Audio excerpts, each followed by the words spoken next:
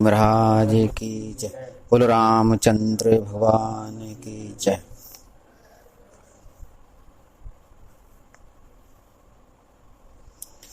तुलसीदास जी कह रहे थे कि राम के नाम का ऐसा प्रभाव है कि जिसके प्रभाव से चारों फल प्राप्त हो सकते हैं। राम के नाम में, राम के नाम की ऐसी महिमा है कि चारों फल प्राप्त हो सकते हैं। अब तुलसीदास जी कहते हैं कि सकल कामना हीन जे राम भगति रसलीन, नाम सुप्रेम पीयूष हृदय ते नहीं किए मनमीन। तुलसीदास जी कहते हैं कि सकल कामना हीन जे, जिन्होंने अपनी सारी कामनाओं का त्याग कर दिया है, जिनके पास अब किसी प्रकार की कोई कामना नहीं बची है। सकल कामना हीन जे राम भगति रसलीन, वे ही व्यक्ति राम की भक्ति का रस ले सकते हैं। राम भगति रसलीन, वे ही राम की भक्ति के रस में डूब सकते हैं। और जिन्होंने अपनी सभी कामनाओं का त्याग कर दिया है, वे व्यक्ति श्री राम नाम के अमृत के तालाब में, श्री राम नाम के अमृत के तालाब में अपने मन को उन्होंने मछली बना करके रखा है और राम नाम के अमृत का सदैव पान करते रहते हैं। नाम सुप्रेम पीयूष हृदय तिन्ह किए मन मीन, उन्होंने अपने मन को उस तालाब की मछली बनाया है, जो तालाब, जो सरोवर राम नाम के रस रूपी पानी से भरा हुआ है। अगुण सगुण दुहि ब्रह्म स्वरूपा, अकथ अगाध अनादि अनुपा। तुलसीदास जी कहते हैं कि निर्गुण और सगुण दोनों ही ईश्वर के ही नाम है। अगुण सगुण दुई ब्रह्म स्वरूपा, अकथ अगाध अनादि अनुपा। अकथनीय है, दोनों के बारे में कहना संभव नहीं है। अनादि है, जिनका कोई अंत भी नहीं है। अगाध, जिनकी थाह लेना संभव नहीं है। वो अनुपा, अनुपम भी हैं, दोनों निर्गुण भी और सगुण भी। अगुण सगुण दुई ब्रह्म स्वरूपा, अकथ अगाध अनादि अनुपा। और मोरे मत बड़ नाम दोहते किए जे ही जुग निज बस निज भूते। तुलसीदास जी कहते हैं मेरे मत के अनुसार, मोरे मत बड़ नाम दोहू, दोनों से ही निर्गुण और सगुण, दोनों से ही जो राम का नाम है वह दोनों से ही बड़ा है। क्यों? कारण देते हैं तुलसीदास जी, इसलिए नाम बड़ा है निर्गुण सगुण से कि किए जे जुग निज बस निज भूते। उसने अपनी ताकत से, अपनी दम पर, नाम ने अपनी ताकत अपनी दम से निर्गुण और सगुण दोनों को ही अपने बस में करके रखा है। राम के नाम की ऐसी महिमा है कि जिसने अपनी ताकत से निर्गुण को भी और सगुण को भी, दोनों को ही अपने बस में करके रखा है। इसलिए तुलसीदास जी कहते हैं कि मेरी मत के अनुसार, यदि मुझसे पूछा जाए तो तुलसीदास जी कहते हैं कि मेरी मत के अनुसार तो नाम दोनों से ही बड़ा है। प्राण सुजन जन जानहि जन की, कहूं प्रतीत प्रीत रुचि मन की। प्राण सुजन, तुलसीदास जी कहते हैं कि जो सज्जन गण हैं, जो समझदार हैं, जिनके पास पर्याप्त बुद्धि है, वे, अब मैं जो बात कहने जा रहा हूं, वे मेरी बात को अन्यथा न लें। प्राण सुजन जन जानहि जन की, अब मैं जो कहने जा रहा हूं वह मेरे जो मन की बात है, उस बात को वे अन्यथा न लें।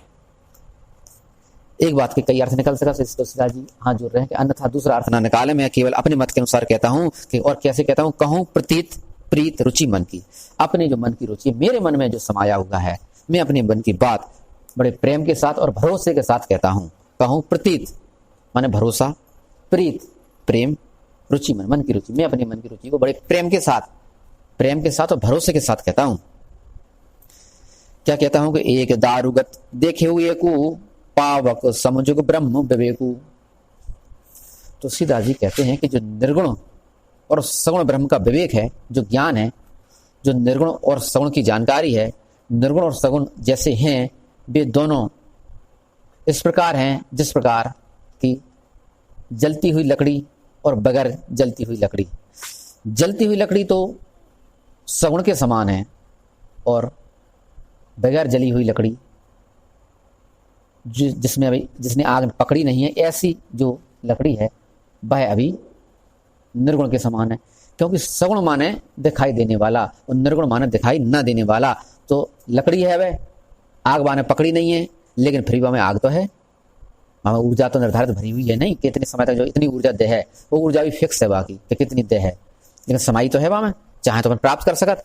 ऐसे ही निर्गुण है कि दिखाई नहीं देता है लेकिन है, दिखाई नहीं देता है लेकिन समाया हुआ है। उसी प्रकार तुलसीदास जी कहते हैं कि जब आग पकड़ने पर वह आग दिखाई देने लगती है, उसी प्रकार सगुण होता है। यानी कि जलती हुई लकड़ी सगुण है और बगैर जली लकड़ी निर्गुण है। इसलिए कहते हैं कि एक दारुगत देखे हुए एक तो दारुगत यानी कि लकड़ी में समाया हुआ है, और देखे हुए एक और एक को हम जलते हुए देख सकते हैं। पावक सम, इसलिए दोनों अग्नि के समान। पावक सम जुग, दोनों ही ब्रह्म विवेकु, दोनों ही प्रकार के ब्रह्म का जो ज्ञान है, ब्रह्म विवेकु, दोनों ही प्रकार के ब्रह्म का जो ज्ञान है वह पावक सम अग्नि के समान है। उभय अगम जुग सुगम नाम तय, कह्यु नाम बड़ ब्रह्म राम तय। उभय अगम, वैसे तो दोनों ही सगुण और निर्गुण दोनों को समझना बड़ा ही दुर्गम है, बड़ा ही मुश्किल है। उभय अगम, दोनों ही बड़े समझने में बड़ी मुश्किल से आते हैं। जुग सुगम नाम तय, लेकिन दोनों ही नाम से बड़े ही सरल हो जाते हैं। जुग सुगम नाम तय, राम का जो नाम है उस नाम के स्मरण से दोनों ही सरल हो जाते हैं। और कह्यु नाम बड़ ब्रह्म राम तय, कह्यु नाम बड़ ब्रह्म राम तय। इसलिए मैं कहता हूं कि उनका जो नाम है वह सगुण और निर्गुण दोनों से ही बड़ा है। देखो कह्यु नाम, मैं कहता हूं, तुलसीदास जी कहते हैं मैं कहता हूं कह्यु नाम बड़ा है। किससे? ब्रह्म, राम से। ब्रह्म माने निर्गुण और राम ते माने सगुण, निर्गुण से भी और सगुण से, दोनों से ही बड़ा है। अब तुलसीदास जी कहते हैं कि व्यापक एक ब्रह्म अविनाशी, सत चेतन घन आनंद राशि, अस प्रभु हृदय अछत अभिकारी, सकल जीव जग दीन दुखारी। अब तुलसीदास जी कहते हैं कि ईश्वर व्यापक है, सब जगह विद्यमान है, एक है, ब्रह्म है जो लगातार विस्तारित होता रहता है, और अविनाशी है जिसका कभी अंत नहीं आता है, अविनाशी है।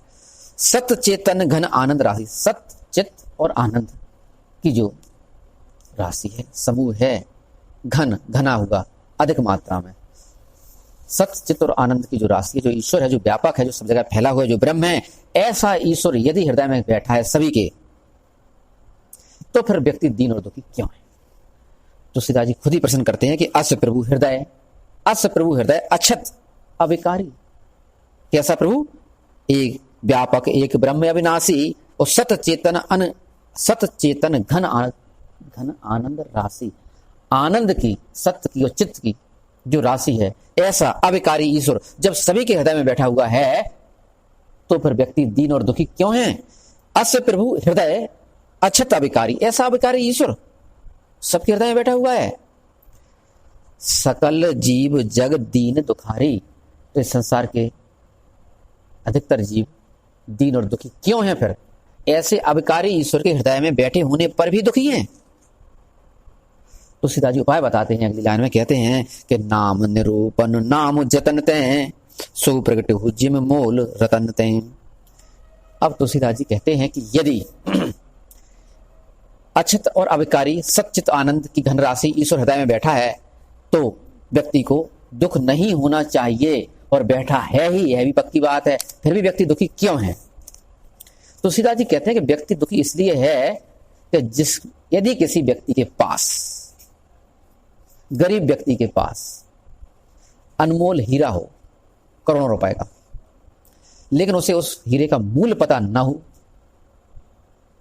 तो वह व्यक्ति गरीबी में ही, दीनता में ही अपने जीवन व्यतीत करता है, क्योंकि उसके जेब में जो हीरा रखा हुआ है करोड़ों रुपए का, उस हीरे की उसे जानकारी नहीं है, उस हीरे की उसे पहचान नहीं है। तुलसीदास जी कहते हैं यदि किसी व्यक्ति की जेब में रखे हुए हीरे की पहचान उसे हो जाए कि मैं भीख मांग रहा हूं, मैं दीन और दुखी हूं, और मेरी जेब में करोड़ों का हीरा रखा हुआ है, यदि पहचान हो जाए तो पहचान होते ही उसकी दीनता समाप्त हो जाती है। उसी प्रकार तुलसीदास जी कहते हैं कि राम के नाम की महिमा का ज्ञान होते ही, राम के नाम की महिमा का ज्ञान होते ही उसके जो दीन दरिद्रता है वह तुरंत ही दूर हो जाती है। ईश्वर उसके हृदय में बैठा हुआ है, जिस पर गरीब की जेब में हीरा रखा हुआ है लेकिन उसे पता नहीं है करोड़ों का है। ऐसे ही प्रत्येक व्यक्ति के हृदय में अछत और अविकारी ईश्वर बैठा हुआ है लेकिन उसे पता नहीं है। उसका यदि निरूपण हो जाए, उसका यदि ज्ञान हो जाए, तो तुलसीदास जी कहते हैं तो उसी प्रकार उसकी दरिद्रता, उसकी दीनता दूर हो जाती है। जिस प्रकार हीरे की पहचान होने पर उस व्यक्ति की जिसके पास हीरा है उसकी दरिद्रता दूर हो जाती है। नाम निरूपण नाम जतन, यदि यतन के साथ नाम का निरूपण हो जाए, नाम की महिमा समझ में आ जाए तो सो प्रगटऊ जिम मूल रतन से, तो उसी प्रकार मूल रतन थे, मूल उसी प्रकार रतन कीमती हो जाता है जिसका मूल ज्ञान, उसकी कीमत पता होते ही, उस रतन की कीमत का पता लगते ही व्यक्ति की दरिद्रता दूर हो जाती है। उसी प्रकार राम के नाम के चरित्र का ज्ञान होते ही व्यक्ति की दीनता दुखी हो जाती है। अब बात हो रही है कि मतलब क्या करो जाए ऐसे कि दीनता दूर हो जाए, तो सीता जी तो क्या गए, तो सीता जी तो इतनी बात में निपटा गए बात होगा। नाम निरूपण नाम जतन, बस सुई प्रगटऊ, केवल नाम का निरूपण यतन के साथ किया जाए तो सुई प्रगटऊ जिम मूल रतन से, रतन के मूल के प्रकट होते ही व्यक्ति के दुख दूर हो जाते हैं। उसी प्रकार राम के नाम के निरूपण से ही व्यक्ति के सारे दुख और दरिद्रता दूर हो जाती है। लेकिन कैसे क्या करें, तो लोग ने कहे तुम कुछ नहीं करो, बोले तुम्हें क्या करने, केवल तुम्हें करने हैं राम राम को जाप करने, बस राम राम को जाप, लगातार जाप करो तो जाप करने से ही काम हो जाता है। तो राम नाम को जाप करो, अच्छी बात है, कोई बुराई नहीं है, लेकिन केवल जाप करने से काम होने वाला नहीं है। जो यहाँ हो रही, यहाँ जाप को अर्थ लेना है नाम निरूपण, नाम का निरूपण को अर्थ है का, राम के निरूपण को अर्थ तुम यदि जाप करो तो जाप से कितनी फायदा हुआ जो भी समझने अपने।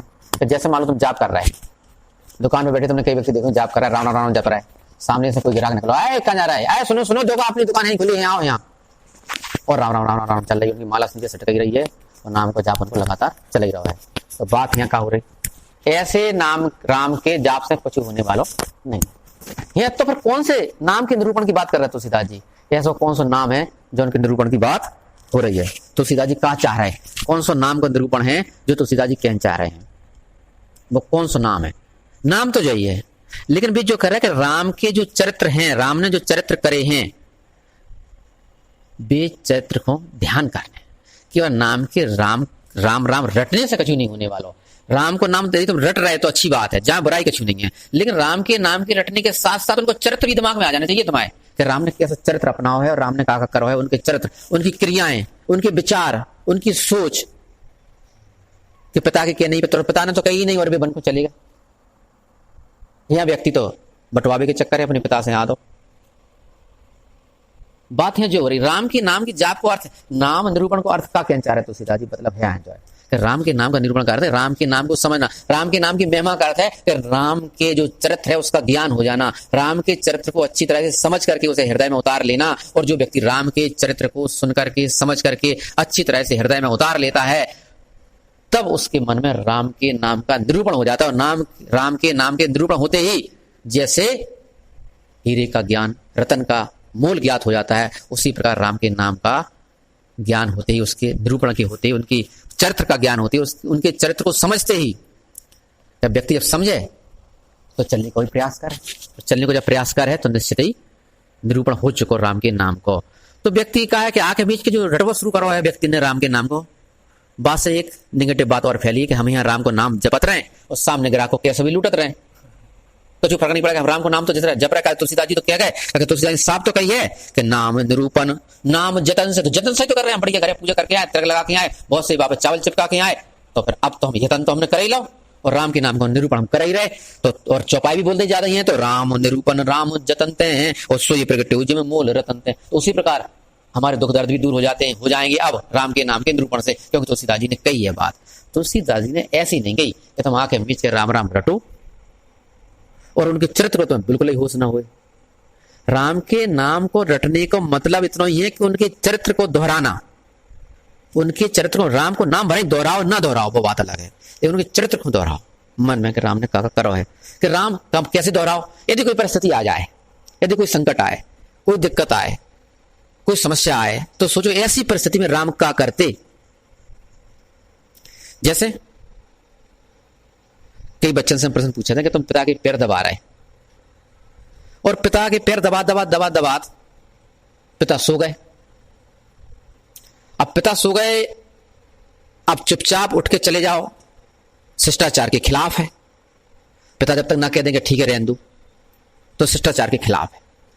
इसलिए नहीं जो है वो उठ के शिष्टाचार तो निभाने हैं। ऐसी स्थिति में तुम क्या करो, हम बच्चे से पूछते ऐसी स्थिति में क्या करो, पिता सो गए और तुम पैर दबा रहे, उठ के तुम जय नहीं कहा शिष्टाचार के खिलाफ है, तो क्या करो, क्या करत तुम? कुछ नहीं बोले, का तो बर्तन गिरा दें या पैर उनको जोर से दबा दें कि जी जग जाएं, और जग के जाओ जाओ बेटा जाओ जाओ, बस बहुत है बस। अब हमसे जो बताओ कि राम यदि दशरथ के पैर दबा रहा है, जब वहां पहुंचे थे भी जनकपुरी में धनुष के टाइम पे, और राम पैर दबा रहे थे दशरथ के। अब कल्पना करो कि दशरथ जी